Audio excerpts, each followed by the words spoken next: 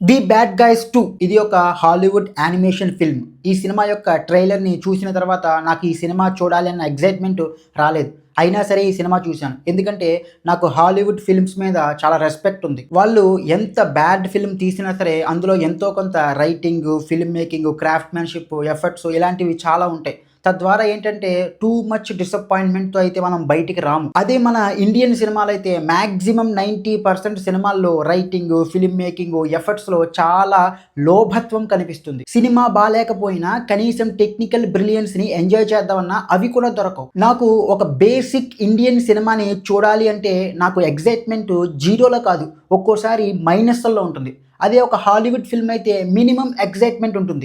ఆ నమ్మకంతోనే bad boys 2 సినిమాని కూడా చూశాను.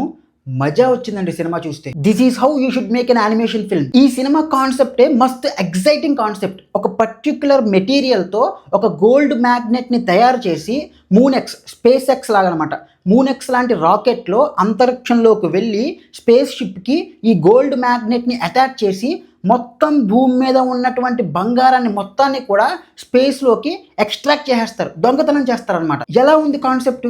వింటుంటేనే మజా వచ్చింది కదా. ఇది అసలైన లార్జర్ దెన్ లైఫ్ కాన్సెప్ట్. అంటే ఇది చిన్న చితక హైస్ట్ కాదు. నేనేదో ఒక బ్యాంకునో లేదా ఒక బిజినెస్నో రాబరీ చేస్తాను అని అనట్లేదు. మొత్తం భూమి మీద ఉన్న బంగారాన్ని మొత్తాన్ని కూడా దొంగతనం చేస్తాను అని అంటున్నాడు. మళ్ళీ కథని నెగ్లెక్ట్ చేయలేదు. ఇది ఒక యానిమేషన్ ఫిల్మే అయినప్పటికీ కూడా కథలో చాలా లేయర్స్ ఉన్నాయి. మంచిగా ఉండాలి అంటే చాలా కష్టం, కానీ అదే చెడుగా అక్రమదారుల్లో బ్రతకాలి అంటే చాలా ఈజీ. డబ్బు ఉంటుంది, కష్టాలు ఉండవు, మనల్ని చూసి అందరూ కూడా భయపడతారు. ఎప్పుడూ కూడా చెడు అట్రాక్ట్ చేసినంతగా మంచి అట్రాక్ట్ చెయ్యదు. మనకి చెడు ఎప్పటికైనా చెడే చేస్తుంది, మంచి ఎప్పటికైనా మంచే చేస్తుంది అనే వ్యత్యాసాన్ని ఈ సినిమాలో చాలా బాగా చూపించారు. ఈ బ్యాడ్ బాయ్స్ మొత్తం 5 ఉంటారు. ఒక ఫాక్స్, ఒక షార్క్, ఒక పిరానా, ఒక స్నేక్, ఒక సాలెపురుగు. వీళ్ళందరికీ ఒక్కొక్కరికి ఒక్కో స్పెషలైజ్డ్ స్కిల్ ఉంటుంది. సినిమాలో వీళ్ళు తమ క్యారెక్టర్స్, మాటలు, బాడీ లాంగ్వేజ్ ద్వారా చేసే కామెడీ భలే పండింది. సినిమాలో మన ఇండియన్ సినిమా మాస్ ఉంటుందండి. హీరో ఎవరైతే ఫాక్స్ ఉన్నాడో అతని ఎంట్రీ కూడా చాలా మాసీగా ఉంటుంది. అదైతే భలే అనిపిస్తుంది. ఎస్పెషల్లీ ఫస్ట్ వీళ్ళ 5 క్యారెక్టర్ని ఇంట్రో సీన్ ఒక చేజ్ ఉంటుంది కైరోలో.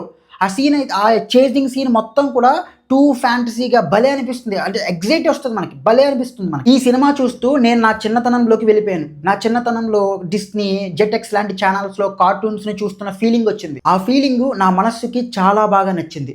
ఐ హోప్ సినిమా చూస్తే మీరు కూడా అలాగే ఫీల్ అవుతారు అని అనుకుంటున్నాను. ఈ సినిమాలో every technical aspect pitch perfect అండి. ఇది టెక్నికల్ బ్రిలియన్స్ చాలా బాగున్నాయి. ఇది ఒక రియల్ 3D సినిమా. మన ఇండియన్ 3D సినిమాలాగా నాసిరకంగా ఉండదు. క్యారెక్టర్స్ యొక్క expressions, lip sync, dubbing too much perfect and real గా ఉంటాయి. లాస్ట్ లో ఇస్గ్లాప్, ISGLOP అనే ఒక సీక్రెట్ సర్వీస్ ఏజెన్సీని స్టార్ట్ చేసి ఈ బ్యాడ్ బాయ్స్ అంతా కూడా సీక్రెట్ సర్వీస్ ఏజెంట్స్ అయిపోతారు. సినిమా మొత్తం కూడా హిలేరియస్ గా ఉంటుంది. ఫైనల్ వర్డ్ ఏంటంటే ఈ వీకెండ్ మీ ఫ్యామిలీ అండ్ పిల్లలతో కలిసి ఈ బ్యాడ్ బాయ్స్ 2 సినిమా చూడండి. అస్సలు డిసప్పాయింట్ అవ్వరు. హిలేరియస్ కామెడీ, మంచి concept, top notch technicalities, real 3D ఉంటుంది. మీరు పెట్టిన మనీకి వర్త్ సినిమా. That's it. జై హింద్.